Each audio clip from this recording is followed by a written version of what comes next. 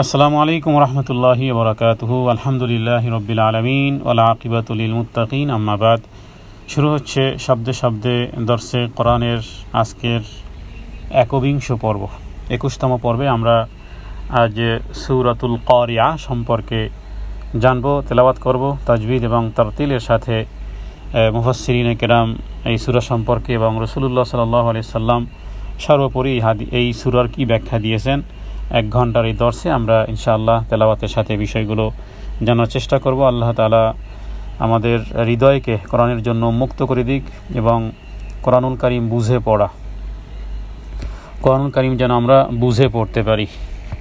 কারণ কোরআনুল কারীম বুঝে না পড়া বিষয়ে, তার মানে সংক্ষিপ্ত কথাটি বলে নেই, সেটি হলো যে কোরআনুল কারীম না বুঝে পড়া এটা আল্লাহ তাআলাও পছন্দ করেন না, রাসূলুল্লাহ সাল্লাল্লাহু আলাইহি ওয়াসাল্লামও পছন্দ করেন না, সাহাবায়ে কেরামও পছন্দ করতেন না। এই কথাটি কারো কাছে মনে হতে পারে যে এমন একটি কথা বললাম যে কোরআনুল কারীম না বুঝে পড়া আল্লাহ যে পছন্দ করেন না, এটার দলিল আমরা দেব, কোরআনুল কারীম থেকেই দলিল দেব। তবে হ্যাঁ, এটা তো আমরা জানি, ইমাম তিরমিজি হাদিসে এনেছেন, রাসূলুল্লাহ সাল্লাল্লাহু আলাইহি ওয়াসাল্লাম উল্লেখ করেছেন যে কোরআনুল কারীমের একটি হরফ পড়লেও 10 নেকি। কিন্তু আসলে শুধু তেলাওয়াতের জন্য নয়, যে আল্লাহ তাআলা গোটা কোরআনুল কারীমে বহু জায়গাতে এই বিষয়টি উল্লেখ করেছেন। তার মানে আল্লাহ তাআলা চান যে মানুষ কোরআনুল কারীম যেন বুঝে পড়ে। দলিল হলো আল্লাহ তাআলা এভাবে করে বলেছেন, আফালা ইয়াতাদাব্বারুন আল কোরআন, আফালা ইয়াতাদাব্বারুন আল কোরআন, তোমরা কি কোরআন নিয়ে গবেষণা করবে না, কোরআন কি বুঝবে না? হ্যাঁ, দাব্বারা ইউদাব্বিরু মানে চিন্তা গবেষণা করা, শুধু রিডিং নয়। অনুরূপভাবে রাসূলুল্লাহ সাল্লাল্লাহু আলাইহি ওয়াসাল্লামও কোরআনুল কারীমকে বুঝে পড়ার জন্য, কোরআনুল কারীম আরও বহু আয়াত আছে যেখানে ইয়াতলুনা আয়াত আল্লাহ, যে তারা তেলাওয়াত করবে, তবে সেটি ওয়ালাকিল্লা ইয়াফকাহুন মানে তারা সেটা অনুধাবন করবে। বহু আয়াতের মধ্যে বিষয়টি স্পষ্ট হয়, কারণ রাসূলুল্লাহ সাল্লাল্লাহু আলাইহি ওয়াসাল্লামকেও বলা হয়েছে যে তাকে নাজিল করা হয়েছে, তার উপরে কোরআন নাজিল করা হয়েছে যাতে করে সে তেলাওয়াত করবে এবং সেগুলো মানুষকে অনুধাবন করাবে। অতএব কোরআনুল কারীম যেন আমরা বুঝে পড়তে পারি, যেটা আল্লাহ তাআলা চান এবং রাসূলুল্লাহ সাল্লাল্লাহু আলাইহি ওয়াসাল্লামও চান। এবং একটি হাদিসের মধ্যে রাসূলুল্লাহ সাল্লাল্লাহু আলাইহি ওয়াসাল্লাম উল্লেখ করেছেন যে কোরআনুল কারীমের একটি আয়াত অর্থসহ শিক্ষা করা এবং কোরআনুল কারীমের একটি আয়াত অধ্যয়ন করা, গবেষণা করা 100 রাকাত নফল সালাতের চেয়েও উত্তম।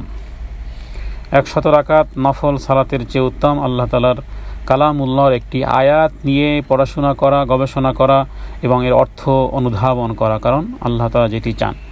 আমরা সে উদ্দেশ্যেই আমরা এই প্রোগ্রামে অংশগ্রহণ করেছি। আল্লাহ যেন গোটা কোরআনুল কারীম বুঝে পড়ার তৌফিক দান করেন। তাহলে শুরু হচ্ছে আজকের এই 21 পর্বে সূরাতুল কারিয়া।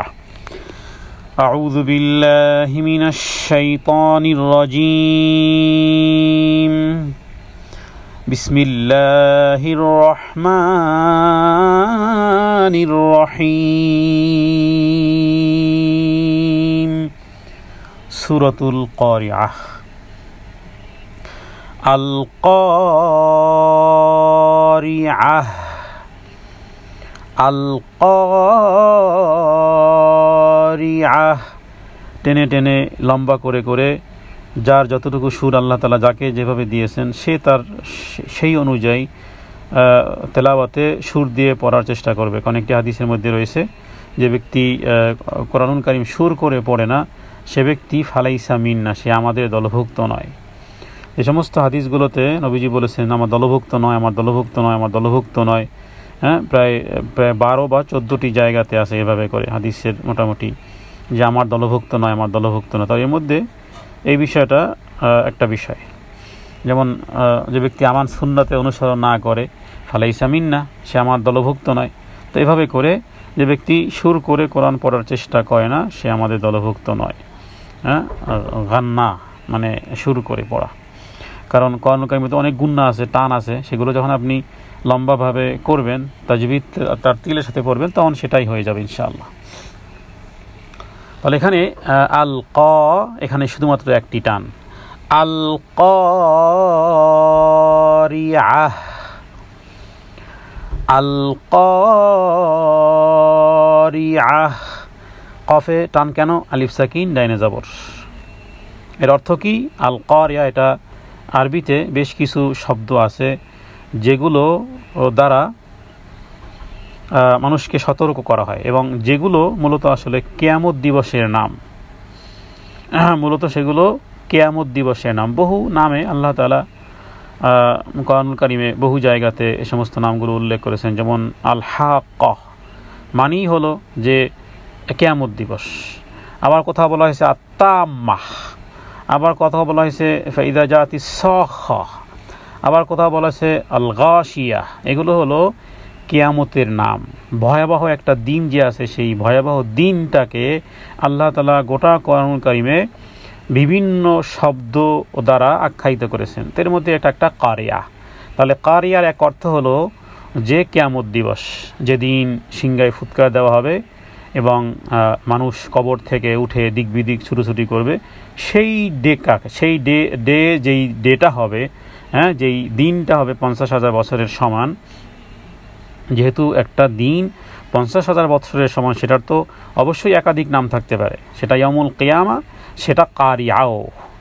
আবার কারিয়ার অর্থ এভাবেও হয়, যেমন আপনি কারো দরজাতে গিয়ে ঠক ঠক করলেন, কারো গেটে গিয়ে জোরে আঘাত করতেছেন, ঠক ঠক ঠক ঠক করা। তার মানে কি আপনি অ্যাটেনশন চাচ্ছেন, ওই বাড়িতে যারা আছে এদেরকে সতর্ক করতে চাচ্ছেন। এই যে ঠক ঠক ঠক ঠক করা, এটাকেও কারিয়া বলা হয়। কারিয়া মানে ঠক ঠক করা, যে ঠকে। অথবা এটা হয় যে কোনো জিনিসের উপর কোনো জিনিসকে যদি প্রচণ্ডভাবে মারে, একটা ইটের উপর আর একটা ইটকে প্রচণ্ডভাবে মারলো, একটা পাথরকে আর একটা পাথরের উপরে যদি প্রচণ্ডভাবে মারা হয় এবং এটার দ্বারা স্বাভাবিকভাবে কখনো কখনো খুব বেশি জোরে যদি আছাড় দেওয়া হয়, তাহলে কি হয়? এক ধরনের বিপদ, সেটার একটা কণিকা দূরে ছুটে যেতে পারে, অথবা একটা আগুনের ফুলকি স্ফুলিঙ্গও বের হতে পারে। তার মানে একটা পাথরকে আর একটা পাথরের উপরে প্রচণ্ডভাবে মারাটাকেও বলা হয় কারিয়াহ, করাআহ। করাআ না, কিন্তু করাআ মানে হলো পড়া, এ করা পড়ো, আর এখানে হলো আইন দিয়ে করাআ। আল কারিআনা, যদি আল কারিয়া পড়েন তাহলে হবে পড়ো, মহাবিপদ পড়ো, মহাবিপদে পড়ো।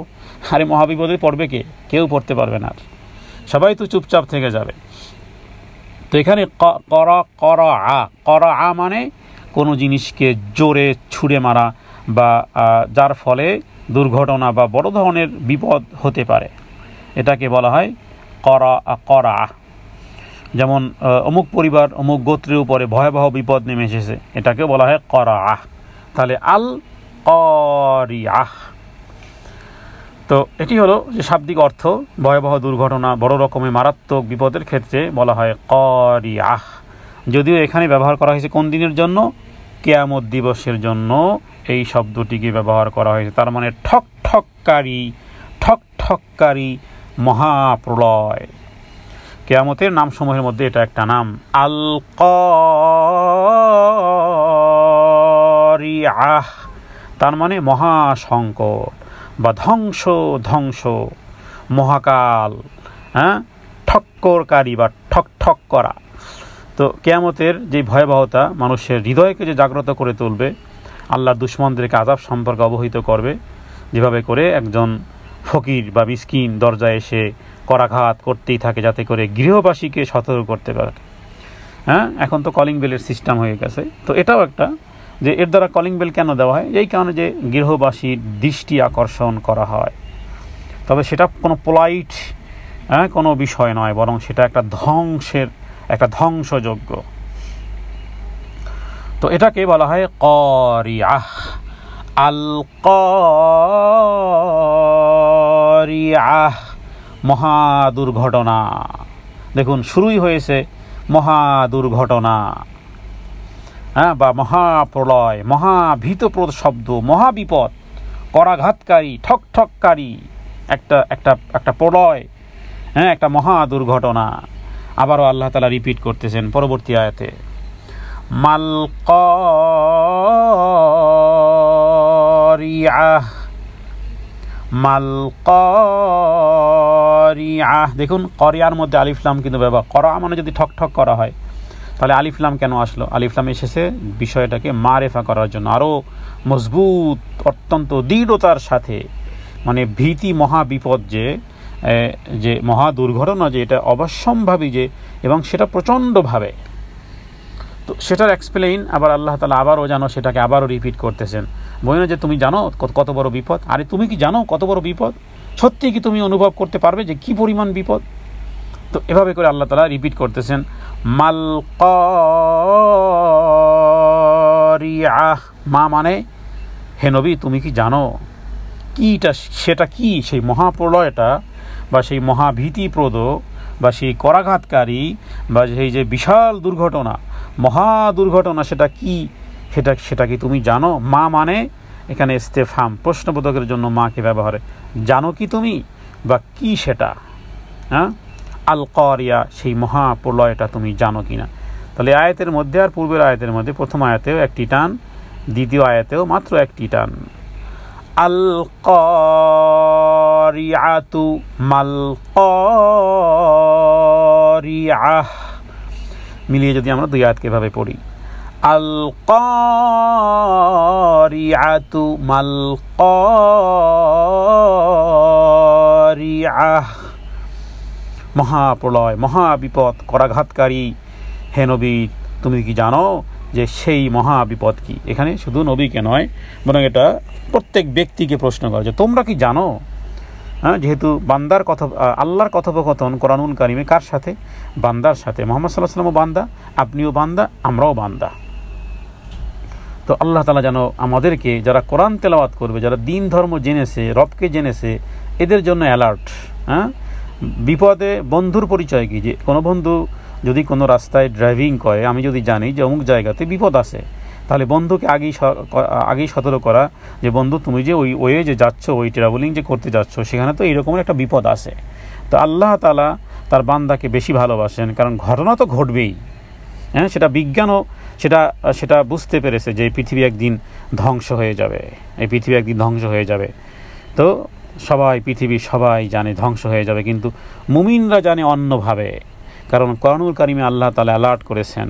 হ্যাঁ, কি সুন্দর করে বলেছেন মহাপ্রলয় কি, সেটা কি তুমি জানো? মহাপ্রলয় কি? আবারও বলি, সে মহাপ্রলয় কি সেটা জানো? তৃতীয় আয়াত, ওয়ামা আদরাকা মাল কারিআহ। রাসূলুল্লাহ সাল্লাল্লাহু আলাইহি ওয়াসাল্লামের একটা অভ্যাস ছিল যে যেই জিনিস খুব বেশি বুঝাতে চান তিনি সেই কথাকে 3 বার বলতেন।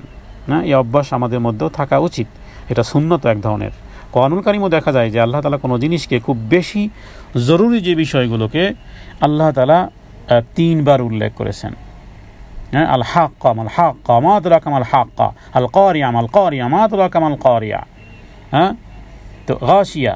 তো এইভাবে করে কোরআনুল কারিমে এই সমস্ত শব্দগুলোকে দেখবেন যে 3 বার রাসূলুল্লাহ সাল্লাল্লাহু আলাইহি ওয়াসাল্লামও কোনো কথা বলতে গিয়ে যদি খুব বেশি বুঝাতে চাইতেন, খুব গুরুত্বপূর্ণ বুঝাতে চাইতেন, সেই কথাটাকে নবীজি কতবার উল্লেখ করতেন? 3 বার। তৃতীয় আয়াত একই বিষয়, ওয়ামা আদরাকা মাল কারিআহ, এখানে 3টি টান আছে। ওয়ামা এটা একটা মধ্যে মুত্তাসিল, আমরা তাদেরকে সহজভাবে বলেছিলাম যে অক্ষরগুলোর উপরে নৌকার মতন একটা ড্যাশ আছে, এটাকে 3 আলি বা 4 আলি পড়তে হয়, যদিও এটাকে মধ্যে মুত্তাসিল বা মধ্যে মুনফাসিল বলে। মধ্যের অক্ষরের পরে দ্বিতীয় শব্দের শুরুতে হামজা আসলে। তো সে বিষয়ে আমরা কঠিন করব না, সহজভাবে বললাম। এরপরে আদরয় কেন টান? খারা জবরের কারণে। এরপরে মাল করিয়া কেন টান? আলিফ সাকিন লাইনে জবর। তাহলে এখানে আমরা 3টি টান পেলাম। ওয়ামা এক টান, আদর রয়ে খারা জবরের কারণে টান।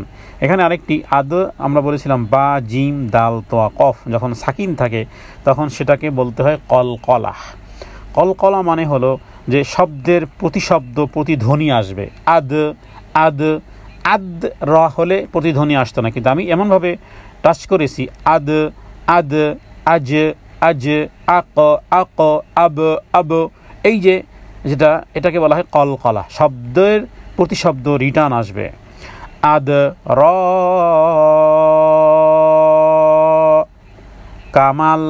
কামাল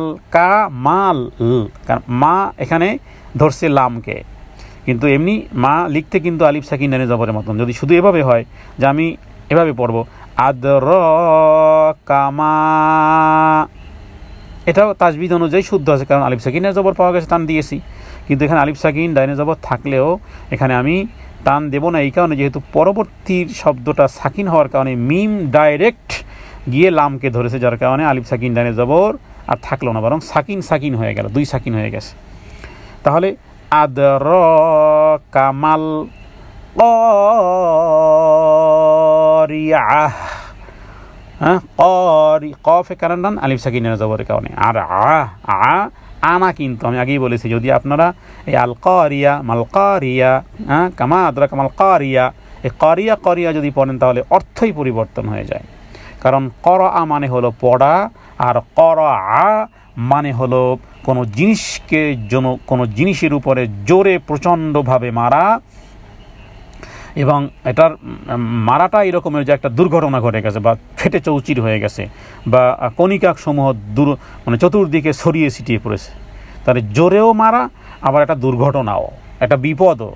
অনেক সময় প্রচণ্ডভাবে যারা ইট ভাঙ্গে, যারা রাস্তার খোয়া ভাঙ্গে বা ইট ভাঙ্গে যারা, তারা কিন্তু মানে এই কী বলে কিছুটা সেফটি গ্রহণ করে, যে চোখে আসতে পারে কখনো কখনো এই ইটের কণিকা চোখে আসতে পারে। তাহলে হাতুড়ি দিয়ে, হ্যামার দিয়ে এই যে ইটের মধ্যে যে মারলো, এটাকে আরবিতে কি বলা হয়?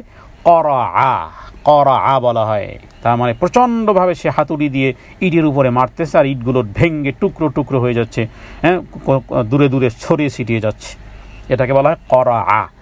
আইন দিয়ে পড়লে এই অর্থ হবে, হামজা দিয়ে পড়লে হবে পড়া। কোথায় রাত আর দিনের ব্যবধান হয়ে যাবে।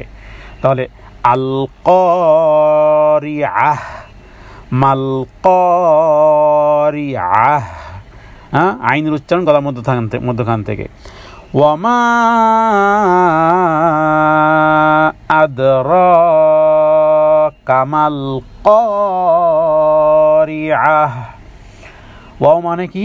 সবসময় এবং, হ্যাঁ, অবের অর্থ অকসমীয় হয়, যেমন অশামসি অল আসরি, আপনারা জেনেছেন যে অ কসমের জন্য ব্যবহার করা হয়, আবার অকে এবং, অ মানে এবং হয়, ওয়া মানে এবং, মা মানে ওই একই জিনিস, জিজ্ঞেস করা, যে এই যে করিয়া সম্পর্কে 2 বার বলা হলো, আসলে কি অনুধাবন করতে পারবে, বা কোন জিনিস তোমাদেরকে আসলে অনুধাবন করাবে বা জানাবে।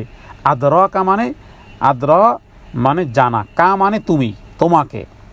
তাহলে দেখুন এই যে কাফ শব্দ যেগুলো আছে, এগুলো এর অর্থ রাসূলুল্লাহ সাল্লাল্লাহু আলাইহি ওয়াসাল্লামও হয়, অথবা যেই ব্যক্তি কোরআন পাঠ করবে তার ক্ষেত্রেও ব্যবহার হয়। এটা মানে স্পেশালি মানে অন পার্সনের প্রতি অ্যাটেন্ড হয় এটা, যে রব ডাইরেক্ট যেন আমাকে জিজ্ঞেস করতেছেন, এই আদরাকা তুমি কি জানো, কে বলতেছেন? রব। কাকে বলতেছেন? মাসুম বিলাল আসাদকে বলতেছেন।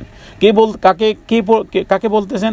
যেই নারী তেলাওয়াত করতেছেন, যেন রব তাকে বলতেছেন, হ্যাঁ, তাকে বলতেছেন যে তুমি কি জানো। তো কা মানে কি? কা মানে তুমি। এই তুমিটা রাসূলুল্লাহ সাল্লাল্লাহু আলাইহি ওয়াসাল্লামের সাথেও লাগতে পারে, অথবা ওই ব্যক্তি পর্যায়ে লাগতে পারে যেই ব্যক্তি কোরআনুল কারীম পাঠ করতেছে।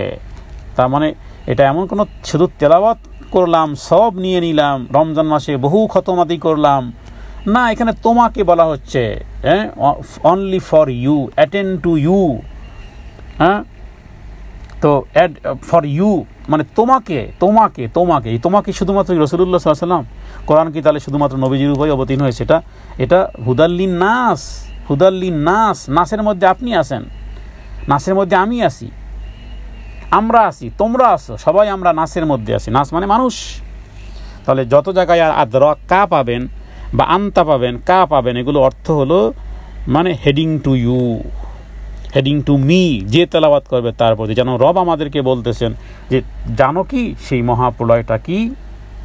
এই হলো কোরআনের সাথে সম্পর্ক। এভাবে যদি বুঝলাম আমরা, তাহলে মৃত্যু মানুষের সামনে কোনো দিন আমরা কোরআন তেলাওয়াত করতে পারতাম না, কারণ মৃত্যু মানুষ তো মুখাতেব থেকে বের হয়ে গেছে, সে অলরেডি, সে তার জানারও কিছু নেই, বুঝারও কিছু নেই, ক্লোজ, চ্যাপ্টার ক্লোজ। মৃত্যু ব্যক্তির সাথে কোরআনুল কারীম পাঠ করা মানে হলো যে মানে এটা একটা হাস্যরস্যের কাজ করা, হ্যাঁ, আপনারা সামনে পড়বেন ইনশাআল্লাহ, ওয়াল আদিয়াতি পড়বেন, যেখানে বলা হচ্ছে এই পরবর্তী সূরাতেই আপনারা পড়বেন যে কী পরিমাণ ভয়াবহতা, ঘোড়া কিভাবে যায়, সকালে কিভাবে হামলা করে, হ্যাঁ, কীভাবে খুর দিয়ে আঘাত দিয়ে তাদের অগ্নিস্ফুলিঙ্গ বের হয়। তো আপনি বলেন এগুলোর সাথে মৃত্যু ব্যক্তির কী সম্পর্ক? তো মরে পড়ে আছে। আপনি কোরআন কারীমের এই আয়াতগুলো মৃত্যু ব্যক্তির সামনে আপনি বাংলাতে পড়লে আপনি নিজে অনুধাবন করবেন যে মনে হচ্ছে যে আমি মৃত্যু ব্যক্তির সাথে একটা হাস্যরস্য খেলা খেলতেছি। তো এই কারণে যে ব্যক্তি মৃত্যু ব্যক্তির জন্য কোরআনুল কারীম পড়বে তারও স্বভাব নেই, আর মৃত্যু ব্যক্তি তো মৃত্যু ব্যক্তি হয়ে আছে। তাহলে কোরআনুল কারীম পড়ার ট্রেডিশন মৃত্যু ব্যক্তির সাথে সম্পর্কিত, এটা কোরআনুল কারীম যখন পড়বেন নিজেই অনুধাবন করতে পারবেন, নিজেই মুফতি হবেন, কোনো মুফতির কাছে জিজ্ঞেস করতে হবে না যে মৃত্যু ব্যক্তি কেন্দ্রিক কোরআনুল কারীম পড়া যাবে কি যাবে না, নিজেই বুঝবেন যে ব্যাপার কি। এখানে তো ভিন্ন কিছু বলা হচ্ছে, জীবন্ত ব্যক্তির সাথে বলা হচ্ছে, মৃত্যু ব্যক্তির সাথে কোনো সম্পর্ক নেই।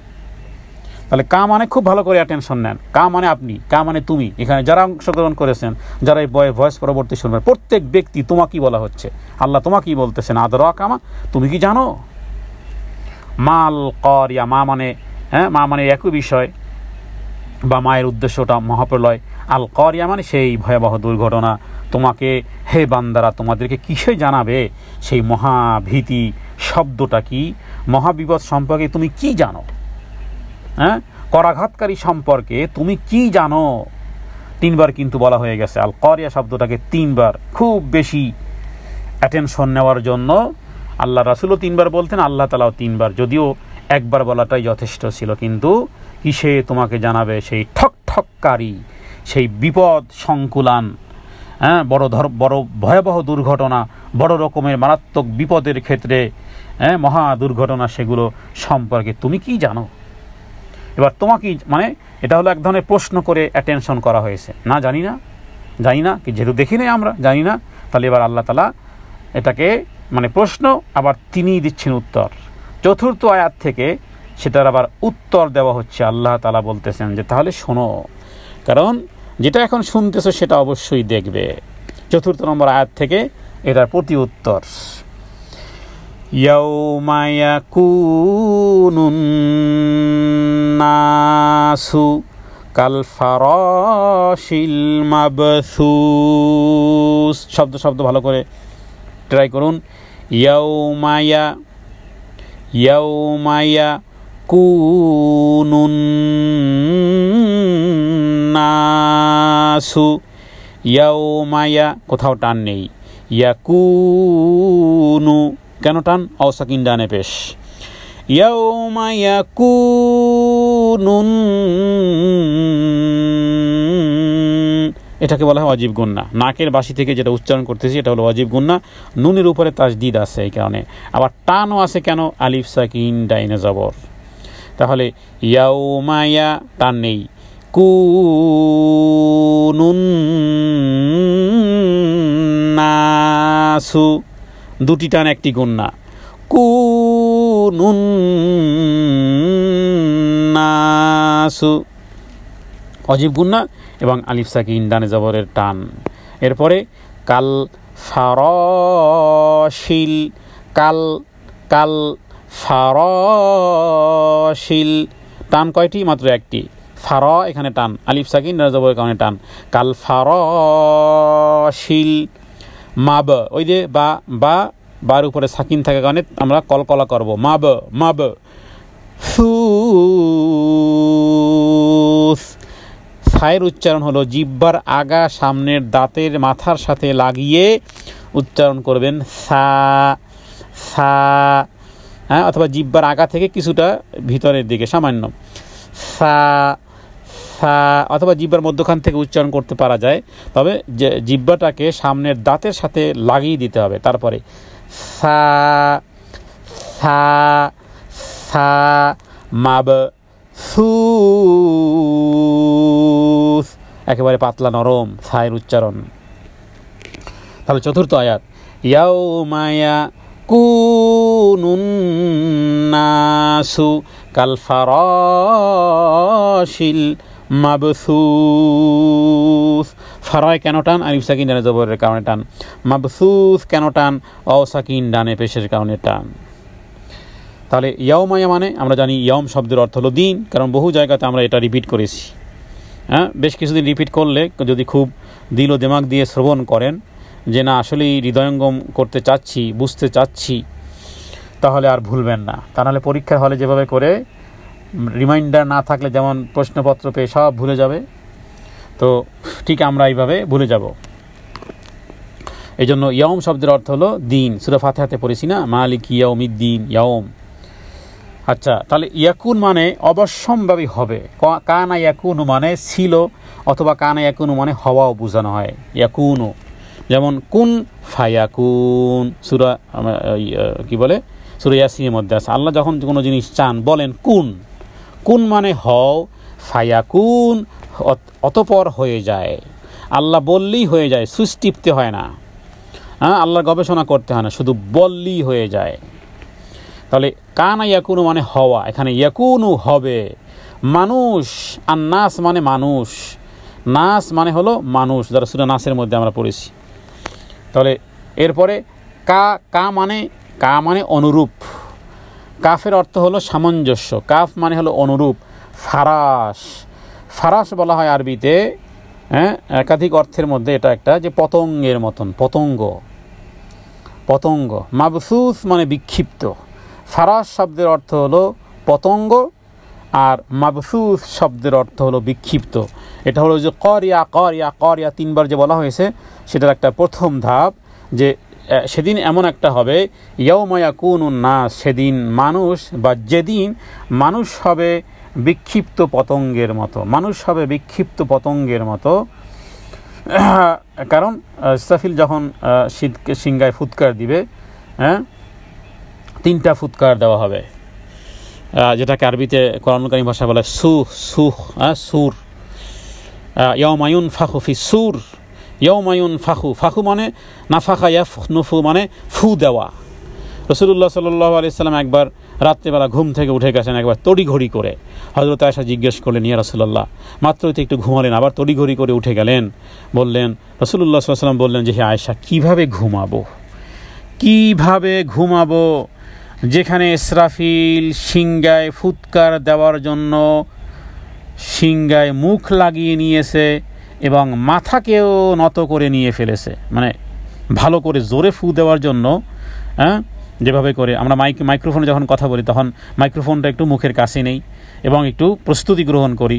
তাহলে নবীজি বলতেছেন যে কিভাবে ঘুমাবো যেখানে ইসরাফিল ফেরেশতা সিংহায় ফুৎকার দেওয়ার জন্য আসন পেতে বসেছে এবং ফু দেওয়ার জন্য সে সিংহাকে তার মুখের কাছে নিয়েছে এবং মাথা নত করে ফেলেছে। অলরেডি মাথা নত করে, মানে অপেক্ষায় আছে যখন আল্লাহ বলবেন যে ইসরাফিল এবার সিংহায় ফুৎকার দাও, বাস সাথে সাথে ফুৎকার দেওয়ার সাথে সাথেই ঘটনা ঘটবে, যেটা সূরা কারিয়ার 4 নম্বর আয়াতে আল্লাহ তাআলা প্রথম একটা দৃশ্য দিয়েছেন, যে সেদিন মানুষ হবে বিক্ষিপ্ত পতঙ্গের মতন। সব রাজার প্রজা আর বাহাদুর আর ধনী আর গরিব আর সব একাকার করে মানুষ হবে পতঙ্গের মতন, বিক্ষিপ্ত পতঙ্গের মতন হবে। তার মানে মানুষের সেই বিক্ষিপ্ততা, আনাগোনা ইত্যাদিতে উদ্ভ্রান্তের মতো মনে হবে, বিক্ষিপ্ত পতঙ্গ যেভাবে করে। যেমন অন্য আয়াতে বলা হয়েছে, মনে হবে তারা যেন বিক্ষিপ্ত পঙ্গপাল। আগুন জ্বালানোর পরে, এগুলো গ্রাম দেশে আগে দেখা যেত, আগুন জ্বালানোর পরে পতঙ্গ মানে দিক বিদিক হয়ে আগুনের দিকে ছুটে আসে। ঠিক সেই দিন মানুষ তেমনিভাবে কবর থেকে উঠে হাসরের মাঠের দিকে ছুটে আসতে থাকবে। বা এই ফারাস মানে মশা এবং আলোর কাছে ঘুরে বেড়ায়। দেখবেন যে কিছু আছে না, যেগুলো আমাদের দেশে শীতকালে বেশি দেখা যায়, যে কারেন্টের লাইটের কাছে কি পরিমাণ কত ধরনের যে পোকা মাকড় ঘুরতেছে ডানে বামে, আবার কারেন্টের সেই ভাল্বের উপরে লাগতেছে, মরতেছে, পড়তেছে। বড় পাওয়ারি লাইট যদি আপনি কোথাও রাখেন, দেবে যে সকালবেলা যে কী পরিমাণ পোকামাকড় পড়ে আছে লাইটের নিচে। তার মানে সারা রাত এই জাতীয় এই পতঙ্গগুলো এভাবে করে বিক্ষিপ্তভাবে, মানে ছুটাছুটি করে শেষ হয়েছে। তো সাধারণতভাবে এগুলোকে ফিরাস শব্দ দ্বারা বোঝানো হয়, যদিও হাদিসে এগুলো আরও ব্যাপকভাবে বলা হয়েছে যে শুধু মানুষ না, এমনকি এই পৃথিবীর চন্দ্র, সূর্য, গ্রহ, নক্ষত্র, পাহাড়, পর্বত, হিমালয় আর যা কিছু দেখতেছি আমরা, যত বড়ই পাহাড় হোক না কেন, এভারেস্ট বলেন আর যা কিছু বলেন, সব চূর্ণ বিচূর্ণ কীট পতঙ্গের মতন যেন সব একাকার হয়ে সেদিন পড়ে যাবে সিংহায় একটাই ফুৎকার দেওয়ার কারণে। হ্যাঁ, এরপরে আবার আরেকটা ফুৎকার দেওয়া হবে যেদিন কবর থেকে আরেক ফুৎকার দেওয়ার সাথে সাথে প্রত্যেক ব্যক্তি কবর থেকে উঠে হাসরের ময়দানে জমা হবে। হ্যাঁ, কারণ আল আমরু ইয়াউমাইযিল লিল্লাহ, দুনিয়াতে আল্লাহ ছেড়ে দিয়েছিলেন, ছাড় দেন না। যদিও দুনিয়াতেও যেভাবে আল্লাহ তাআলা সমস্ত ক্ষমতার অধিকারী, আখিরাতেও যেমন সমস্ত, কিন্তু দুনিয়াতে আল্লাহ ছেড়ে দিয়েছিলেন, যা খুশি তাই করা যেত, কিন্তু এখানে আর টু শব্দ করা যাবে না, যা অর্ডার আসবে বাস তাই। হ্যাঁ, অর্ডার দেওয়া হয়েছে যে সিংহায় ফুৎকার দেওয়ার পরে প্রথমে মানুষ ধ্বংস হবে, পাহাড় পর্বত নদ নদী সব ভেঙ্গে চুরি একাকার হয়ে যাবে। হ্যাঁ, আসমানের তারাসমূহ খসে পড়বে, সূর্য নক্ষত্র গ্রহ যা কিছু আছে দেখি আর যা না দেখি সব ঘুরে সব বিক্ষিপ্ত পতঙ্গের মতন শেষ। এই পৃথিবীর সব নিজাম শেষ, সব ডেকোরেশন শেষ, সব ডেকোরেশন ভেঙ্গে চুরি একাকার করে ফেলা হবে। তো এগুলোকে বলা হয় কা মানে যেমন, ফারাশিল মাবসুস। আল্লাহ তাআলা কোরআনুল কারীমে সমস্ত উদাহরণগুলো দেন, একেবারে সহজ উদাহরণ দেন, যাতে করে একবার আনপড় পার্সন যে লিখতে টিকতে পারে না, টিপসই মারতে পারে, ও যেন বুঝতে পারে। তো আরবের মক্কার কিছু মুশরিকরা এরা বলতো যে এত সাধারণ উদাহরণ, হ্যাঁ, যেমন মাছির উদাহরণ আছে, মশা মাছির উদাহরণ আছে, মনে করতো আল্লাহর কালামে ছোট ছোট জিনিসের উদাহরণ। হ্যাঁ, আল্লাহ বলছেন এগুলো আল্লাহ লজ্জাবোধ করেন না। সারা পৃথিবীর সব কিছু কপি বানায় চায় না, একটা পারবে, একটা চাল বানাতে, অরিজিনাল চাল বানাতে পারবে? সব কিছু তো চলতেছে আর্টিফিশিয়াল, কিন্তু অরিজিনালভাবে কেউ পারবে? পৃথিবীর কোনো মানুষ একটা মশা বানাতে পারবে, মাছি বানাতে পারবে? ফাইটার বানাতে পারে, কিন্তু মশা বানাতে পারবে না, কারণ এটা ভিন্ন জিনিস। তো আল্লাহ তাআলা আমাদেরকে বোঝানোর জন্য একেবারে সহজ উদাহরণ আনেন। এটাই হলো কাল ফারাশিল মাবসুস, সেদিন মানুষ বিক্ষিপ্ত পতঙ্গের মতন হবে। এরপরে পঞ্চম আয়াত, ওয়াতাকুনুল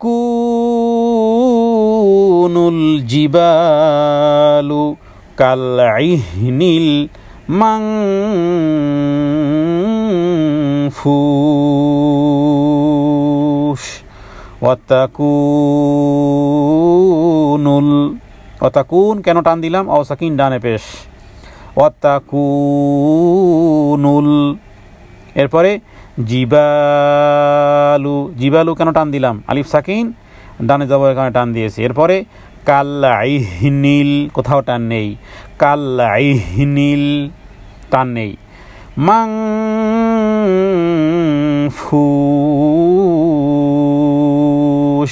মাং কেন গুন্না? একটা একফার গুন্না, বাংলা অনেশ্বরের, কারণ নুন সাকিনের পরে ফা পাওয়া গেছে। নুন সাকিন আর তানবিনের পরে 15টি অক্ষরের যে কোনো একটি অক্ষর আসলে সেই নুন সাকিন এবং তানবিনকে গুন্না সহ পড়তে হয়, এটাকে একফা গুন্না বলা হয়। তাহলে নুন সাকিনের পরে ফা পেলাম, বিধায় বলবো মাং। আর ফুস কেন? অসাকিন ডানে পেশ। তাহলে পঞ্চম আয়াত, ওয়াতাকুনুল।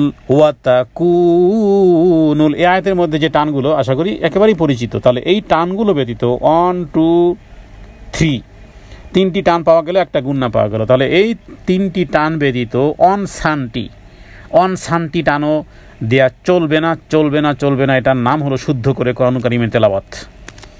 তাহলে কিভাবে? আবারও, ওয়াতাকুনুল জিবালু কালইহনিল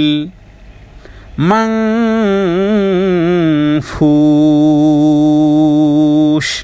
টানের জায়গায় টান দিয়েছি, টান যেথায় নেই টান দেই নাই। তাহলে ও মানে কি? এবং তাকুনু মানে আগে আমরা পর জানি, কানা ইয়াকুনু মানে কি? হওয়া। তাকুনু মানে এই যে তা মানে কিন্তু তোমার হবে, এটা অর্থ বের করা যায়। কারণ আরবির গ্রামার অনুযায়ী আকুনু মানে আমি হই, তাকুনু তুমি হও, ইয়াকুনু সে হয় আরবির গ্রামার অনুযায়ী। তাহলে তাকুনু মানে কি হবে? তুমি হও, তার মানে তুমিও হবে। এই তুমি কে হবে? তুমিও হবে, আমিও হব, আমরাও হবে, তোমরাও হবে। সব জায়গাতে কিন্তু কোরআনুল কারীমের কোথাও বহুবচন ব্যবহার করা হয়েছে, কোথাও যেন স্পেসিফিকভাবে যেন আপনাকেই বলতেছে। যিনি তেলাওয়াতকারী আপনাকে বলতেছে, আমি তেলাওয়াতকারী আমাকে বলতেছে। কারণ কোরআনুল কারীমের সাথে আমার রবের যেমন সম্পর্ক, আমাকে বানিয়েছেন কি আল্লাহ তাআলা, তো সেই রব আমাকে কিছু কথা বলতেছেন। কিন্তু দুঃখের বিষয় যে জীবনের সময় পার হয়ে গেল, জানলামই না। শুধু জানি তেলাওয়াত জানি, তাজবিদ জানি, তারতিল জানি, কিন্তু বলা হয়েছে কি সেটা জানি না। কে বলল সেটা জানি, কাকে বলেছে সেটা জানি না। বাস মানুষকে বলেছে, হয়তো আল্লাহ তাআলা নবীকে বলেছে, বাস কোরআন কারীম নবী নাজিল হয়েছে, বাস that's it. No, every person, চাই সে নারী হোক, চাই সে পুরুষ হোক, যেই হোক না কেন, চাই সে আরব হোক, চাই সে আজম হোক, চাই সে পৃথিবীর যেই দেশেই থাক না কেন, প্রত্যেক ব্যক্তিকে এই যে আকুনু তাকুনু, এই যে গ্রামার অনুযায়ী তুমি, তোমাকে, তাহলে অতাকুনু এবং হবে আল জিবাল, পাহাড় সমূহ। জাবালুন মানে পাহাড়, আর আল জিবাল এখানে আলিফ লাম দ্বারা বহুবচনও বোঝানো হয়। জিবাল মানে পাহাড় সমূহ, জিবাল। জাবালুন মানে পাহাড়, যেমন জাবালে ওহুদ বলি না, জাবালে ওহুদ মানে কি? ওহুদ পাহাড়। তো জাবাল মানে জিবাল, জাবালের বহুবচন জিবাল হয়। জিবাল মানে পাহাড় সমূহ, তার মানে পৃথিবীতে একেবারে এই পৃথিবীতে যত পাহাড় আছে, পাহাড়ের দেশ বলেন, সৌদি আরব মোটামুটি পাহাড়ের দেশ বলা যেতে পারে। তারপর আরও বহু দেশি পাহাড় আছে, কাশ্মীর পাহাড়ের দেশ। পৃথিবীতে যত পাহাড় আছে সমস্ত পাহাড় সমূহ সেদিন কি হবে? কাল, কা মানে অনুরূপ, আল আইহিনিল মাংফুস, রঙিন পশমের মতো, ধুনিত পশমের মতন। পশম যদি আপনি ছিন্ন বিচ্ছিন্ন করে বাতাসে উড়িয়ে দেন, দেখবেন যে এক এক দিকে যাচ্ছে। অনেক বেশি ওয়েটওয়ালা দিলে তো সেখানে নিচেই পড়ে যাবে। কিন্তু যদি ধুনিত তুষার, ধুনিত পশম, ধুনিত পশম, ছোট্ট পশম দেখবেন সেগুলো বাতাসে উঠতেই আছে। বা কখনো কখনো ওই রৌদ্র যদি ঘরের মধ্যে জানালা থেকে যদি রৌদ্র আসে, দেখবেন যে এক ধরনের যেন উঠতেছে কিছু একটা উঠতেছে। তো এই জাতীয় এই সবগুলো পাহাড় সমূহে যদি রঙিন পশমের মতন, ধুনা পশিমের মতন যদি উঠতে থাকে, তাহলে আপনার আমার অবস্থান কোথায়? আপনি আমি 3.5 হাতের এই 30, 40, 50 কেজি, 60 কেজি মানুষের অবস্থান কোথায়? যেখানে লক্ষ লক্ষ টন আর বিলিয়ন টন যে পাহাড় সমূহ বাতাসের রঙিন পশমের মতন, পর্বতমালা যেখানে পশমের মতন উঠতে থাকবে, সেখানে আপনার আমার অবস্থানটা কোথায়? এ হলো সেই করিয়া। তাহলে ওয়াতাকুনুল জিবাল মানে পাহাড় সমূহকে দেখবে সেদিন রঙিন পশমের মতো। মতো মানে ওই যে কা মানে মতো। আইহিনিল মাংফুস, পর্বতমালা সেদিন ধুনিত রঙিন পশমের মতন সেদিন উঠতে থাকবে। তো দুর্ঘটনা যেদিন ঘটবে, মানে তার মানে কি? সারা দুনিয়ার এই অটো সিস্টেম আর ম্যানুয়াল সিস্টেম আর এই অনলাইনের এই সব কিছু থুবড়ে পড়বে। আপনারা জানেন যে বাতাসের গতি সব সময় চলতেছে, যেটাকে ভর করে একটা বিমান একটা অবতরণ ল্যান্ডিং করে বাতাসের উপর ভর করে। এটা এমন না যে সব টেকনোলজি সব ওখানে, না, পৃথিবীর প্রাকৃতিক শক্তিকে ব্যবহার করে একটা বিমান উড্ডয়ন হয়, অবতরণ করে। এই জন্য এয়ারপোর্টে দেখবেন যে সবসময় দুই দিক থেকে, যেদিক, কারণ মাশরিক থেকে মাগরিব, শিমাল থেকে জুনুব সবসময় কন্টিনিউ বাতাস কিন্তু চলতেছে। বাতাসকে আল্লাহ ওইভাবে মৃদুভাবে চলার অনুমতি দিয়েছেন। যখন সেটাকে আবার পাওয়ার বাড়িয়ে দেন, সেটাই প্রলয়ঙ্করী ঘূর্ণিঝড় হয়ে যায়। সেটা ঘন্টায় 200 মাইল বেগে, তখন আর বিমানের ক্ষমতা নেই যে অবতরণ করবে। প্রয়োজনে সেই লেয়ারে সে ঘুরতেই থাকবে। তো বাতাসকে ভর করে একটা বিমান যেভাবে করে নামে এবং উঠে, তো এই সমস্ত সিস্টেম, সব টেকনোলজির সিস্টেম সেদিন কি হয়ে যাবে? ব্যবস্থাপনা, পৃথিবীর ব্যবস্থাপনা ছিন্ন ভিন্ন একাকার হয়ে যাবে। লোকের আতঙ্কগ্রস্ত হয়ে দৌড়দৌড়ি করতে থাকবে, যেমন করে আলোর উপর ঝাঁপিয়ে পড়া পতঙ্গরা চারদিকে বিক্ষিপ্তভাবে ছড়িয়ে ছিটিয়ে থাকে। পাহাড়গুলো ধুনো পশমের মতন বাতাসে সেগুলো উঠতে থাকবে। তো কিয়ামতের দিনের অবস্থা আল্লাহ তাআলা এখানে উল্লেখ করেছেন। তবে সেই দিন আল্লাহ তাআলা কিয়ামতের দিন তার নিজ নিজ আমল অনুযায়ীও বিভক্ত কিন্তু হবে, সে তার মধ্যে বিভক্তিটাও এসে যাবে। তাহলে আল্লাহ তাআলা এই আয়াতের মধ্যে, পঞ্চম আয়াতে, যেন সেই করিয়া কি জানো এখানে এসে বলেছেন। প্রথম আয়াতে বলেছেন যে মানুষ সেদিন পতঙ্গের মতন বিক্ষিপ্ত হবে, পাহাড় সমূহ যেগুলো দেখতেছো, আর এগুলো ধুনিত পশমের মতন, রঙিন পশমের মতন সেগুলো উঠতে থাকবে। এরপরে মনে করুন দৃশ্য হয়ে গেছে। এবার নেক্সট হলো, এবার ওই দুনিয়ার জীবদ্দশায় সময় কোথায় ব্যয় করেছিলে, অর্থ, টাকা পয়সা, ধন দৌলত, জান আর মাল কোথায় ব্যয় করেছিলে, নেকামল ভালো করেছো, এবার তুমি উইনার। নেকামল হালকা হয়ে গেছে, এবার তুমি ফেইলার। সে আয়াতে কথাই আল্লাহ তাআলা ষষ্ঠ আয়াতে বলতেছেন, ফাআম্মা মান সাকুলাত মাওয়াজিনুহু ফাআম্মা, অতঃপর নেক্সট এরপরে কি হবে? এভাবে করে ধুলি ধূসরিতর মতন তো হলো সব পতঙ্গ পিতঙ্গের মতন, এরপরে শেষ না, শেষ হয়ে যায় না যে ঠিক আছে কাফেরা তো বেঁচে যেত যদি এইভাবে করে পতঙ্গের মতন উড়েছে মরেছে বা শেষ, অসুবিধা কি, এক দুনিয়া তো পেয়েছে, এখন মরে গেছে শেষ। কিন্তু না, মরা নয়, পতঙ্গের মতন তোমাকে নিঃশেষ করা হয়েছে। এবার আল্লাহ তাআলা আবারও পুনরায় তোমাকে আবার সেই অবস্থার মধ্যে আবারও পুনরায় এনেছেন। এবার হবে তোমার বিচার, এবার স্ট্যান্ডিং মুড়ে দাঁড়াও, হবে তোমার বিচার। ফাআম্মা, এবারে অতঃপর বা ব্যাপার কি, অতঃপর তারপর, ফাআম্মা অতঃপর, ফাআম্মা অজিব গুন্নাও এবং টানও, অজিব গুন্না মিমের উপর তাজদিদ থাকার কারণে টান, আলিফ সাকিনের জবর, এরপরে মাং একফা গুন্না, কারণ নুন সাকিনের পরে সা এসেছে, একফা গুন্না।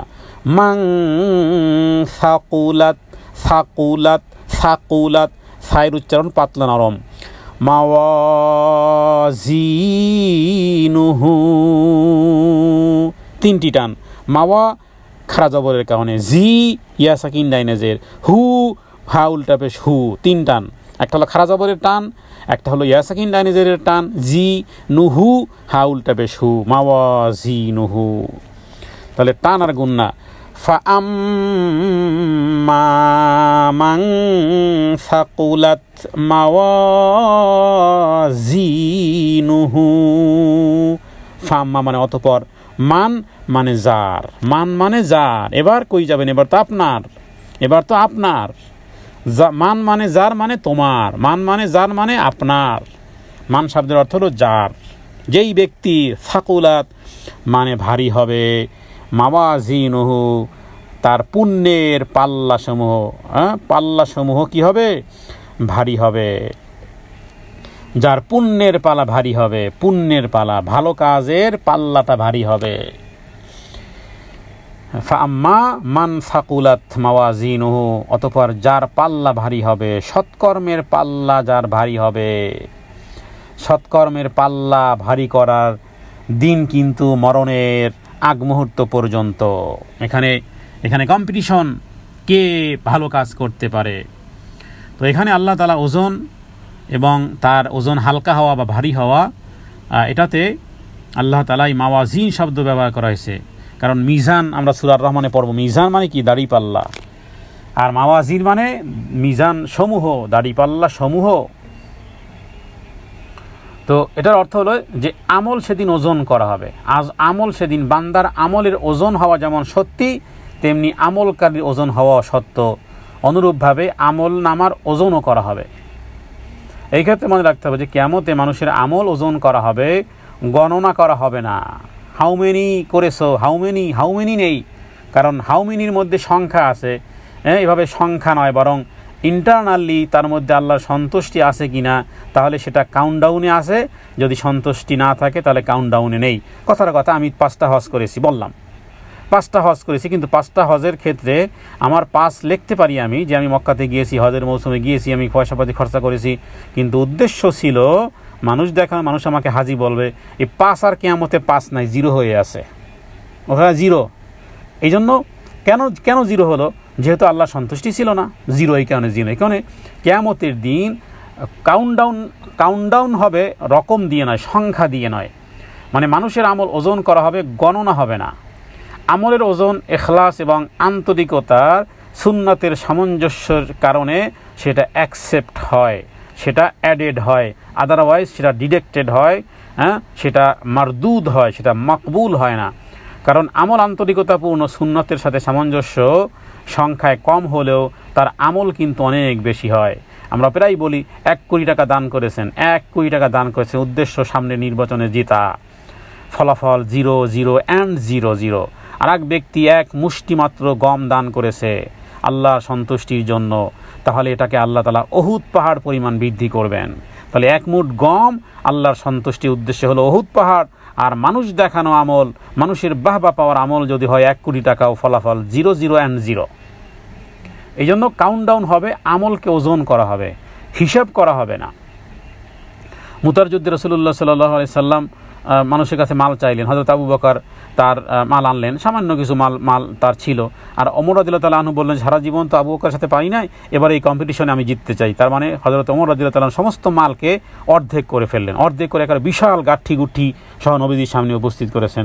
দেখুন রাসূলুল্লাহ সাল্লাল্লাহু আলাইহি সাল্লাম কখনো প্রশ্ন করলেন না যে কে মাল বেশি এনেছো। তা মাল বেশি আনার প্রশ্ন যদি করে তাহলে ওমর কিন্তু ফার্স্ট হয়ে যায়, কারণ ওমর রাদিয়াল্লাহু তাআলা আনহু মাল বেশি ছিল। হ্যাঁ, কিন্তু নবীজির প্রশ্নের ধরনই পাল্টে গেল। আল্লাহু আকবার। বললেন যে আবু বকর তুমি কি এনেছো? আবু বকর বলল যাবতীয় সম্পদ বলতে যা বুঝে সবই এনেছি। ওমর তুমি কি এনেছো? বলল আমি যা সম্পদ বলতে অর্ধেক এনেছি। তাহলে ফার্স্টকে আবু বকর ফার্স্ট, কারণ যাবতীয় সম্পদ বলতে যা বুঝায়। এই কারণে আমলের গণনা হবে না, আমলের ওজন হবে। কারণ ইখলাস যদি থাকে, আন্তরিকতা থাকলে সে আমলটি অনেক বড় হয়ে যাবে। সংখ্যায় কম হলেও আমল বেশি হবে। পক্ষান্তরে যে ব্যক্তি সংখ্যায় সালাত, সওম, দান, সদকা, হজ, উমরা অনেক করে কিন্তু আন্তরিকতা সুন্নতের সাথে সামঞ্জস্য নেই, তার আমল ওজন কম হবে, হালকা হয়ে যাবে। বলবে এত আমল করলাম, ব্যাপার কি এত কম কেন? ওই যে ভেজাল জিনিস বেশি। মেশিনে যদি অরিজিনাল জিনিস দেওয়া হয় তো ভেজালগুলো তো বের করে ফেলবে।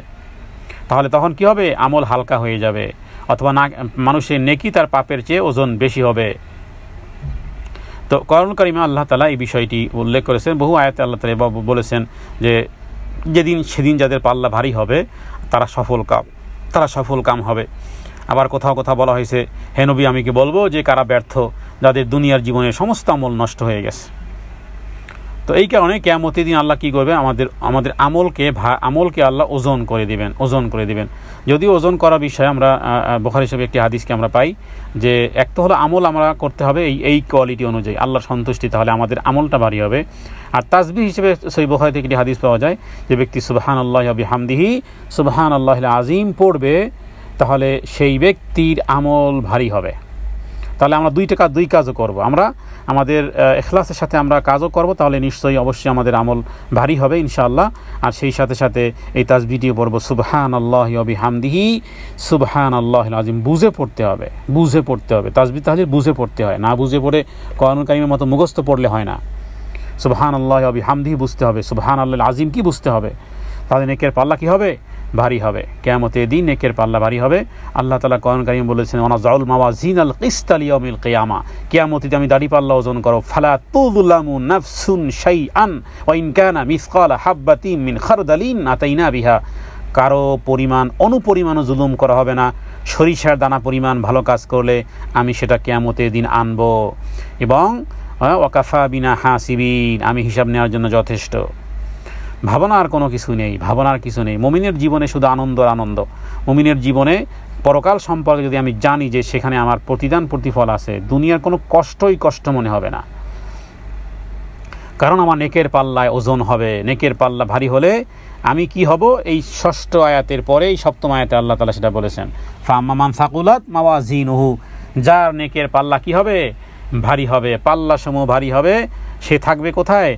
সন্তোষজনক জীবনে, ভিআইপি এরিয়াতে থাকবে, সে ভিআইপি পার্সনদের সাথে থাকবে। পাল্লা ভারী হওয়ার অর্থ হলো সৎকর্মের পাল্লা ভারী হবে, অসৎকর্ম থেকে হালকা হবে। আল্লাহ তাআলার কাছে আমরা দোয়া করি, হে আল্লাহ আপনার কিয়ামতের দিন যেন আমাদের নেকের পাল্লা যেন ভারী হয়, সেজন্য চেষ্টা করতে হবে। তাহলে নেকের পাল্লা কাউকে ভারী পাওয়া গেল, তাহলে এবার তার জন্য সার্টিফিকেট এসে গেল 7ম আয়াতে, ফাহুয়া ফি আইশাতির রাদিয়াহ। ফাহুয়া টান নেই, ফি ইয়া সাকিন ডাইনেজের, ইয়া সাকিন ডাইনেজের টান, রাদিয়াহ, কেন টান? আলিফ সাকিন ডাইনে জবর, এই হলো টান। মোট 3টি টান আয়াতের মধ্যে। ফাহুয়া ফি আইশাতির রাদিয়াহ, ফাহুয়া ফি আইশাতির রাদিয়াহ। ফা মানে অতঃপর, হুয়া মানে সে, কে? ওই যে যার নেকের পাল্লাটা ভারী হয়ে গেল, যার নেকের পাল্লাটা ভারী হয়ে গেল, বদামলের পাল্লাটা হালকা হয়ে গেছে, কারণ তওবা ইস্তেগফার তার জীবনে লেগেই ছিল। সাবান দিয়ে যদি আপনি কাপড়কে ধৌত করতেই থাকেন, সেখানে ডিটারজেন্ট মেরে দেন, তো থাকবে ময়লা? থাকবে না। 5 বার গোসল করলে শরীরে ময়লা থাকে? নবীজি বলেছেন 5 ওয়াক্ত সালাতের দৃষ্টান্ত এমন, সঠিক সময়ে এক্স্যাক্টলি টাইমে সেইভাবে আদায় করেন যেন পুরো ফ্রেশ হয়ে যাবেন, একেবারে রিফ্রেশ হয়ে যাবেন, ইন্টারনালি মাইন্ডও ফ্রেশ হবে, দেহও ফ্রেশ হবে। তাহলে এগুলোর মাধ্যমে কি হবে? মানে ফাহুয়া মানে সে, ফা মানে অতপর, হুয়া মানে সে, ফি ওই যে নেকের পাল্লা ভারী হয়ে গেছে, এবার তার জন্য থাকার ব্যবস্থা হয়েছে। ফি মানে মধ্যে, ঈশা মানে বলি না আইশি জীবন, আইয়াসি জীবন, উর্দুতে বাংলাতে ওগুলো ব্যবহার হয়। আইয়াসি জীবন মানে কি? মানে এটাকে কি বলা হয়? একেবারে এই তার লাইফ স্টাইল হলো একেবারে হায়ার লাইফ স্টাইল তার। তো এটাকে ঈশা অথবা ঈশা মানে থাকা, রাদিয়া মানে সন্তোষজনক। দেখুন, আপনার কোনো মেহমান খুব উচ্চ নামি দামি গাড়ি বাড়ি ইত্যাদি আছে, তার বাড়িতে আপনি ইনভাইট পেলেন, সেখানে গেলেন, হতে পারে আপনাকে লজ্জার খাতিরে খুব বেশি আপনাকে মেহমানদারি করতেছে, কিন্তু কয়েকদিন পর হতে পারে যে ইন্টারনালি সে চায় না যে আপনি তাড়াতাড়ি যান। গ্রাম দেশে শুনতাম যে মানুষ 3 দিন পরে পাতিল বা করা শুরু করে, কারণ 3 দিন মেহমানদারি। যদিও এই কথাগুলো ভালো না। তো এখানে যে মেহমানদারি হবে, এখানে যে থাকার যে ব্যবস্থাপনা, সেটা কিন্তু রবের সন্তুষ্টির সাথে, অসন্তুষ্টির সাথে নয়। এই সাথে রদি মানে সন্তোষজনক জীবন, আল্লাহও সন্তুষ্ট, সেও সন্তুষ্ট। সুখী জীবন যাপন করবে, কারণ নেকের পাল্লাটা ভারী হয়ে গেছে। নেকের পাল্লা ভারী হওয়ার মাধ্যমে স্থির থাকবে সন্তোষজনক জীবন, সুখী জীবন যাপন করবে, এমন সুখের জীবন যা সে পছন্দ করবে, যা পেয়ে সে সন্তুষ্ট হবে। কোরআন কারীমে আল্লাহ তাআলা সন্তুষ্টির বাক্য উল্লেখ করেছেন, বলা হবে আসিকাল্লাযীনা তাকাউ রাব্বাহুম ইলাল জান্নাতি যুমারা হাত্তা ইযা জা ফুতিহাত আবওয়াবুহা সালামুন আলাইকুম তিবতুম ফাদখুলুহা ওয়া ক্বালুল হামদুলিল্লাহিল্লাযী সাদাকানা ওয়া'দা। জান্নাতীরা বলবে আলহামদুলিল্লাহ। এখানে দুনিয়াতেও বলতে হবে আলহামদুলিল্লাহ, জান্নাতে গিয়েও, কারণ সর্বোচ্চ বাক্য তো সব জায়গায় চলবে। আলহামদুলিল্লাহিল্লাযী সাদাকানা ওয়া'দা, যে আল্লাহ তার ওয়াদাকে সত্য করেছেন। ওয়া আওরাসানাল আরদা নাতাবাওয়াউ মিনাল জান্নাতি, যেই জান্নাতের ওয়ারিশ বানিয়েছেন আমাদেরকে। তো সুখীময় সন্তোষময় জীবনে সুখের জীবন যাপন করবে। ফাহুয়া ফি ঈশাতির রাদিয়া, যেই জীবনের যেই সুখের শুরু আছে শেষ নাই। এখানের সুখের কি আছে? যার টাকা পয়সা আছে, শারীরিক অসুস্থতা, তারপর বিভিন্ন টেনশন, এই দুনিয়ার জীবনে দুনিয়ার জীবনে সুখ খোঁজা মানে হলো মরিচিকাময় বালুর মধ্যে পানির সন্ধানে বের হওয়া। আল্লাহর কসম, হযরত ইমাম শাফি বলতেন যে দুনিয়ার জীবনে তো দুঃখ কষ্ট লেগেই থাকবে, শান্তি আসবে যতক্ষণ পর্যন্ত জান্নাতে ইন্টার হই। জান্নাতে ইন্টার আগ মুহূর্ত পর্যন্ত সুখের সন্ধান করা মানেই হলো যে সুখের পিছনে দৌড়ানো, আসলে সুখ নামে কিছুই নেই।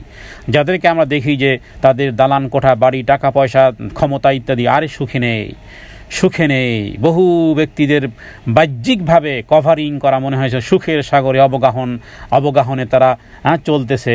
এক্স্যাক্টলি আসলে সুখ বলতে নেই সেখানে। সুখ যদি থাকতো তাহলে নিজের মাথায় নিজে পিস্তল দিয়ে কেউই করে না। এত সংসার জীবনে এত অশান্তি কেন? যাদের দেহ সুস্রব, তারপরে টাকা পয়সার কোনো অভাব নেই, শিক্ষাদি কোনো কিছু নেই, দুনিয়ার টুইটুম্বুর হয়ে আছে, কিন্তু সুখ পাখিটা তাদের মধ্যে নেই, বরং তাদের জীবন অশান্তিতে ভরা। কারণ ওরা মানুষকে আনন্দ দেয়, সুখের গান গায় ওরা, কিন্তু আসলে ওদের সুখ নাই। মানুষকে সুখের গান ওরা শিখায়, মানুষকে আনন্দ বিনন্দ দেয়, হৃদয়ে আনন্দ বিনন্দ দেয়, যা নাকি গানের মাধ্যমে, সিনেমার মাধ্যমে ইত্যাদি, যেগুলোকে মনে হয় ওরা মনে হয় অনেক সুখে আছে। কারণ আল্লাহ তাআলা অবাধ্যতার মাধ্যমে আল্লাহ ওদের সুখ কেড়ে নিয়েছেন। দুনিয়াতেও সুখ কেড়ে নেবেন, আখিরাতেও সুখ কেড়ে নেবেন, কারণ নেকের পাল্লা 0 হতে পারে, এখানে তুমি বিলিয়নার। তাহলে ফাহুয়া ফি ঈশাতির রাদিয়া থাকার জন্য কোয়ালিটি হলো আমলটা যেন, নেক আমলের পাল্লাটা যেন ভারী হবে। সারাদিন কাউন্টডাউন করতে হবে যে আজকে আমি এমন কোনো কাজ তো করি নাই, আমি সকাল থেকে ফজর থেকে নিয়ে সন্ধ্যা পর্যন্ত। ছোটোকালে আমরা একটা কবিতা পড়তাম, কবিতাটা আমার কাছে ভালো লাগে, মাঝে মধ্যে আমি নিজে পড়ি, যে সকালে উঠি আমি মনে মনে বলি, সারাদিন আমি যেন ভালো হয়ে চলি, আদেশ করেন যা মোর গুরুজনে, আমি যেন সেই কাজ করি ভালো মনে। মানে কবিতাটা একবার শেষ পর্যন্ত, যদিও একটা হিন্দুর লেখা, কিন্তু রিমাইন্ডার করে এটা যে আসলে আমাকে সারাদিন আমি কি করি, কি করলাম, আমার নেকের পাল্লাটা কি ভারী হলো নাকি নাকের পাল্লাটা উড়ে গেল? হ্যাঁ, চগলখড়ি, বদনামি আর এভাবে করে একে অপরের গীবত, পরনিন্দা ইত্যাদির মাধ্যমে তো নেক আমল তো শেষ। রমজান পর্যন্ত, রমজানে নবীজি বলেছেন যে রুব্বা সাইমিন, যে কোনো ইফতার মানে রোজা রাখা আছে যে শুধুমাত্র তার ফাস্টিং মুড ছাড়া, খুদ পিপাসা সহ্য করা ছাড়া ফলাফল জিরো, কারণ রোজার হক সে আদায় করে নাই। এই জন্য সালাত বলেন, সিয়াম বলেন, জাকাত বলেন, যেই সমস্ত আমল বলেন, যদি একজাক্টলি আল্লাহর সন্তুষ্টি না থাকে, রাসূলুল্লাহ সাল্লাল্লাহু আলাইহি ওয়াসাল্লামের পদ্ধতি না থাকে, তাহলে মনে রাখবেন একেবারে 10টা জিরো পেয়েছেন, পিছনে কোনো এক নাই। এই জন্য কাউন্টডাউন করতে হবে। ওমর রাদিয়াল্লাহু আনহু বলতেন যে তোমার হিসাব করার আগে তুমি নিজের হিসাব করো। হাসিবু ক্বাবলা হিসাবিক, হাসিবু মানে তোমরা হিসাব করো, ক্বাবলা হিসাবিক তোমার হিসাব করার পূর্বে। নামাজ পড়ো তোমার উপর নামাজ পড়ার পূর্বে, তোমার উপর জানাজা নামাজ পড়ার পূর্বে তুমি নামাজ পড়ে যাও। তোমার হিসাব করার আগে তুমি হিসাব করে নাও, তোমার হিসাব তুমি করে নাও। এরপরে অষ্টম আয়াতে ভয়াবহতা, এবার অ্যাগেইন, যে হয় পাস না হয় ফেল। ন্যাশনালিটি দুইটি, ন্যাশনালিটি মাত্র 2 ন্যাশনালিটি পাওয়া যাবে, হয় জান্নাতের ন্যাশনালিটি না হয় জাহান্নামের ন্যাশনালিটি। হতে পারে পৃথিবীর যেই দেশের ন্যাশনালিটি হোক না কেন, মৃত্যুর পরে অনলি 2 ন্যাশনালিটি, হয় জান্নাতের ন্যাশনালিটি না হয় জাহান্নামের ন্যাশনালিটি। এক জান্নাতের ন্যাশনালিটি পাওয়া গেল, ফলাফল আমল তার ভারী হলো, এবার সে ফাহুয়া ফি ঈশাতির রাদিয়া, জান্নাতের ন্যাশনালিটি পেয়ে গেছে, সুখী জীবনযাপন করতেছে। এবার অ্যাগেইন অষ্টম আয়াতে আরেক ধরনের ভয়াবহতা, ওয়া আম্মা মান খাফফাত মাওয়াজিনুহু। ও আম্মা, ওয়াও এবং আম্মা এখানে ওয়াজিব গুন্না এবং টান। মান, কারণ একই আয়াত যেহেতু এই জন্য বলতেছি, মান এখানে একফা গুন্না, সরি এখানে মান এখানে এজহার, কারণ খ এসেছে, কোনো গুন্না করা যাবে না। খাফফাত, ওয়াও মানে এবং, আম্মা মানে অতঃপর, মান মানে যার, মান মানে তোমার, মান মানে আমার, যার বা যিনি। খাফফাত হালকা হবে, মাওয়াজিনহু নেকের পাল্লা হালকা হবে। ওয়া আম্মা মান খাফফাত মাওয়াজিনুহু, মাওয়া খারা যাবর, জি ইয়াসাকিন দানেজের, হু হা উল্টা পেশ, 3টা টান। আর যার সৎকর্মের পাল্লা হালকা হবে, যার পাল্লা নেকের পাল্লা হালকা হবে, শুধু বদির পাল্লাই বেশি। নেকের পাল্লা, নেকের তুলনায় বদির পরিমাণ বেশি হলে পাপের পাল্লা ভারী হবে, পুণ্যের পাল্লা হালকা হয়ে যাবে।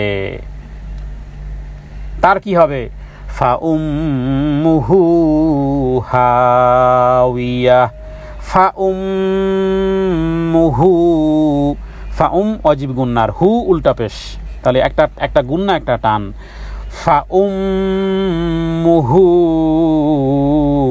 হাওিয়া, হা আলিফ সাকিন দানে জবরের কারণে টান হয়েছে, হাওিয়া। ফা মানে অতঃপর, উম্মু মানে তার বাসস্থান, হ্যাঁ, অথবা উম্মু শব্দের অর্থ আরবিতে মাও বোঝানো হয়। যেমন সন্তানের বাসস্থান কোথায়? সন্তান কার কোলে থাকে? মায়ের কোলে থাকে। এবার নেকের পাল্লা হালকা হয়ে গেছে, তোমার মা এবার জাহান্নাম, তোমার মা এবার জাহান্নাম। নেকের পাল্লা যার ভারী হবে, তার মা কোথায়? মানে থাকার জায়গা কোথায়? জান্নাত। তো উম্মু শব্দের অর্থ মাও বোঝানো হয়, কারণ একটা বাচ্চা মাকে ঘিরেই থাকে, মায়ের কোলটাই হয় বাচ্চার আসন। হাওিয়া সেটা হলো গভীর গর্ত। তার মানে আমরা বলি না যে হাবিয়া জাহান্নাম, হাবিয়া দোজক, হ্যাঁ, এই হাবিয়া আরবিতে বলা হয় হাওিয়া, তার আবাস হবে হাওিয়া। জাহান্নামের অতল স্পর্শী গর্তই হবে তার ঠিকানা, তার অ্যাড্রেস। সমস্যা কি? সমস্যা হলো যে তার নেকের পাল্লা হালকা হয়ে গেছে। তাহলে আবার মনে রিটার্ন আসা যাবে নাকি? না। উম্মু শব্দের অর্থ ঠিকানাও হয়, উম্মু শব্দের অর্থ মাথার মগজও হয়, কারণ জাহান্নামে যাদেরকে ফেলা হবে কেউ হেঁটে জাহান্নামে যাবে না। হ্যাঁ, হাদিস থেকে জানা যায় মুখের উপর ভর করে সে জাহান্নামে যাবে। তাহলে মাথা কোন দিকে? পা উপরে চিৎপটাং। জাহান্নামে যাওয়ার একটা দৃশ্য আছে, মানে অপমান করে একটা দৃশ্য আছে। এমন না যে ঠিক আছে তোমার জাহান্নাম, যাও বান্দা জাহান্নামে গিয়ে পড়ো, বা ফেরেশতারা ধাক্কায় ফেলে দিল, না, ধাক্কা তো দিবেই, অপমান তো করবে, কিন্তু পা উপরে। প্রত্যেক ব্যক্তি জাহান্নামে নিক্ষিপ্ত হবে, মাথা থাকবে নিচে, পা থাকবে উপরে। আর যে আল্লাহ পা দিয়ে হাঁটান, সেই আল্লাহ মুখ দিয়ে হাঁটাবেন, মুখ দিয়ে হাঁটতে হবে। হ্যাঁ, হয়তোবা গুগলে ইউটিউবে সার্চ করলে হয়তো দেখা যেতে পারে যে কারো যদি অ্যাবনর্মাল হয়, অথবা যদি পা না থাকে, কোথাও কোথাও আমি দেখেছিলাম যে পা দিয়েই লেখে, মুখ দিয়েই লেখে, মুখ দিয়েই খাবার খায়, মুখ দিয়া। হ্যাঁ, তো পারে সে, কারণ তার হাত নেই, পা নেই, সে মুখ দিয়েই পারে। কয়েকদিন আগে দেখলাম যে মুখ দিয়ে সব কিছু করতেছে। জাহান্নামীদেরকে আল্লাহ চিৎপটাং করে মুখ দিয়ে এবার হবে, কারণ মগজকেও বলা হয় উম্মু। তার মানে মগজ যেহেতু মগজ পতিত হবে আগে। তো জাহান্নাম, মায়ের কোল যেমন শিশুর অবস্থান হয়, তেমনি জাহান্নামবাসীদের জন্য জাহান্নাম ছাড়া আর কোনো অবস্থান হবে না। এটাকে এই উম্মু শব্দ দিয়ে ফা উম্মুহু বোঝানো হয়েছে। হাওয়িয়া বলা হয় কোনো জিনিস উপর থেকে নিচে পড়াকে হাওয়িয়া বলা হয়।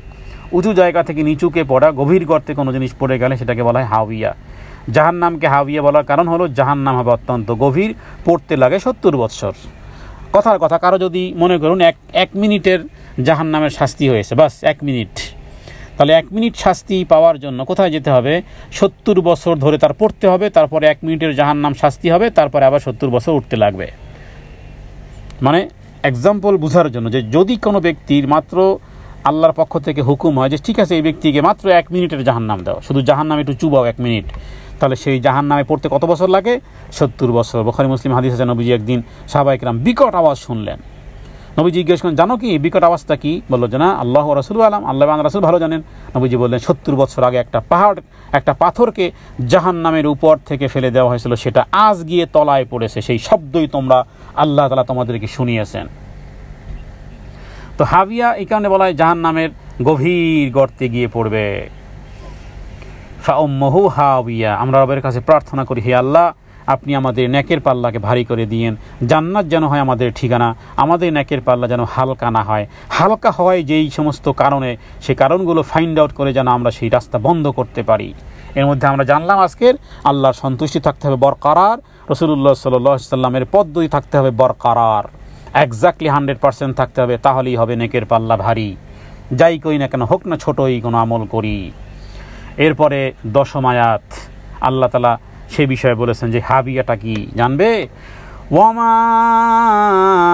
আদরাকা মা হিয়া। ওয়া মানে এবং, মা এখানে 3 আলিফ টান, হ্যাঁ, এবং কিসে? আদরাকা তোমাকে জানাবে, মা মানে কি, হিয়া সেটা কি, সেই হাবিয়া সেটা কি জিনিস, সেটা কি তুমি জানবে, জানো কি তুমি?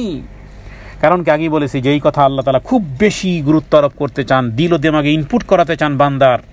শুধু তেলাওয়াত হয় না, তেলাওয়াত নয় শুধু, নট অনলি তেলাওয়াত, দিল ও দিমাগে রক্তে শিরা উপশিরায় বুঝতে হবে যে আমার রব কি বুঝাতে চাচ্ছেন, কেন বারবার বলতেছেন, কি বুঝাতে চাচ্ছেন। ওমা আদরাকা মা হিয়া, কিসে তোমাকে জানাবে সেই হাবিয়া কি? নারুন হামিয়া, সেটা হলো এক গনগনে আগুন, প্রজ্বলিত আগুন, জ্বলন্ত আগুন, প্রজ্বলিত আগুন। নারুন হামিয়া, দুনিয়ার কোন আগুনের মতো নয়, দুনিয়ার কোন আগুনের মতো নয়। এমনি দুনিয়ার আগুনই যদি মানুষকে দেওয়া হয় তো সেটা কত কষ্টের।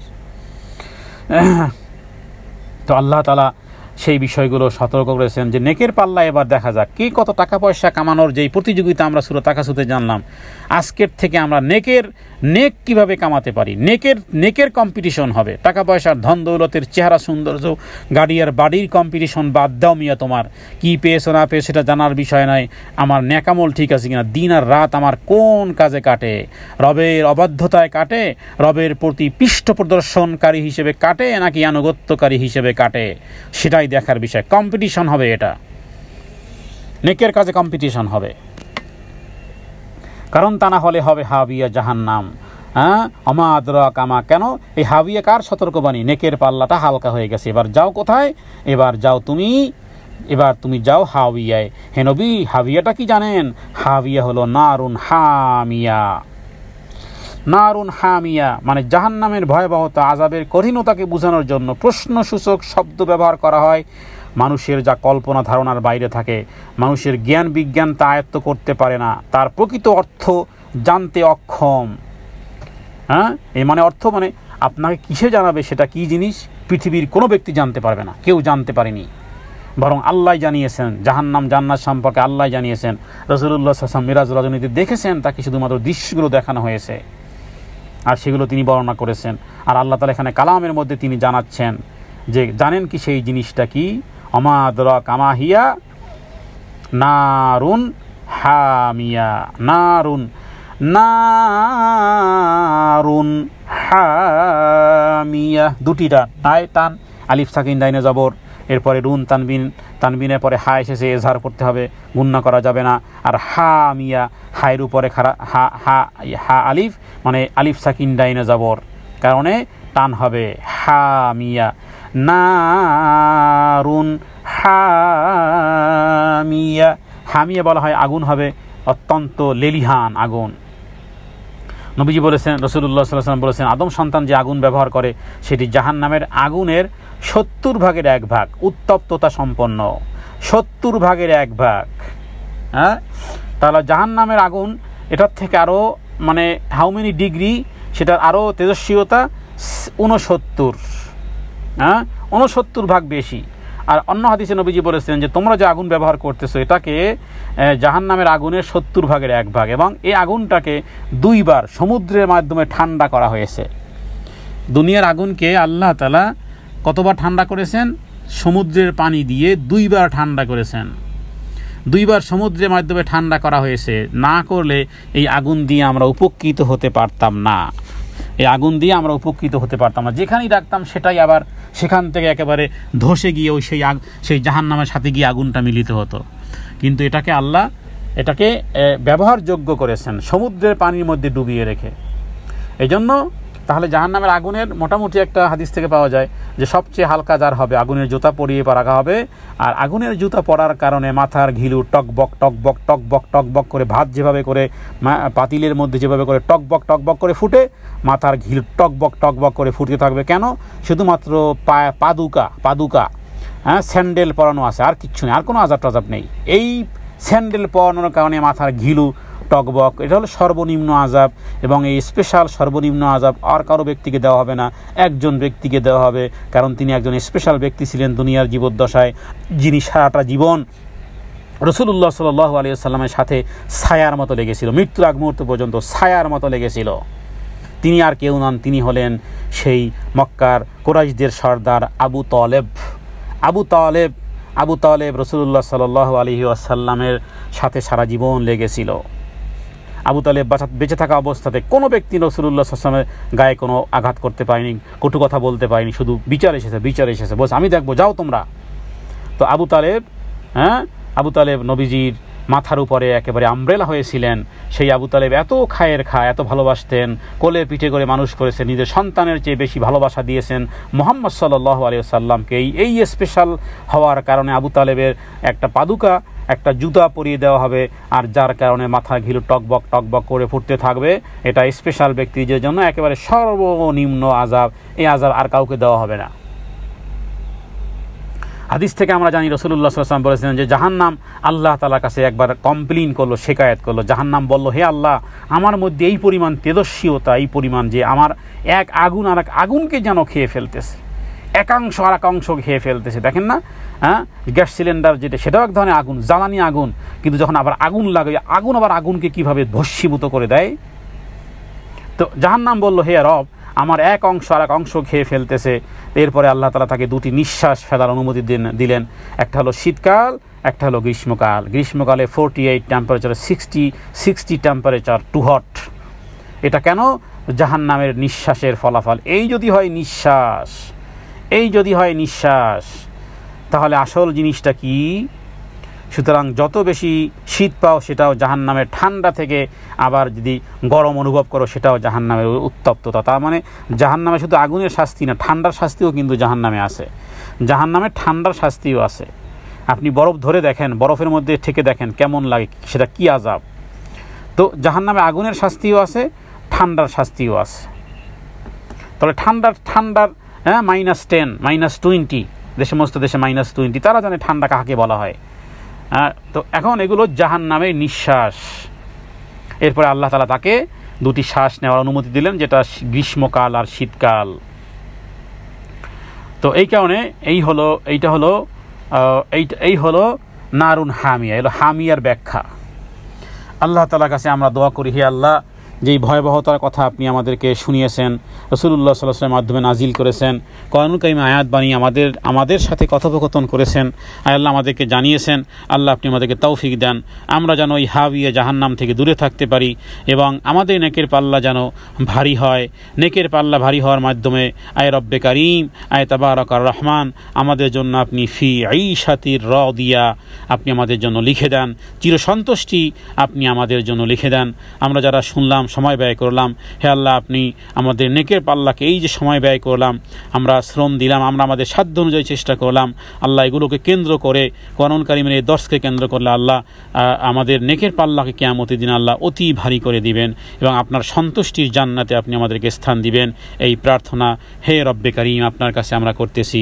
আমা তৌফিক ইল্লা বিল্লাহ, হাযা মিন্নি আল ইলমু ইনদাল্লাহ, আল্লাহু আ'লামু বিস-সাওয়াব, ওয়া সাল্লাল্লাহু আলা সাইয়্যিদিনা মুহাম্মাদিন নাবিয়্যিল উম্মি ওয়া আলিহি ওয়া সাল্লাম। আসসালামু আলাইকুম ওয়া রাহমাতুল্লাহি ওয়া বারাকাতুহু।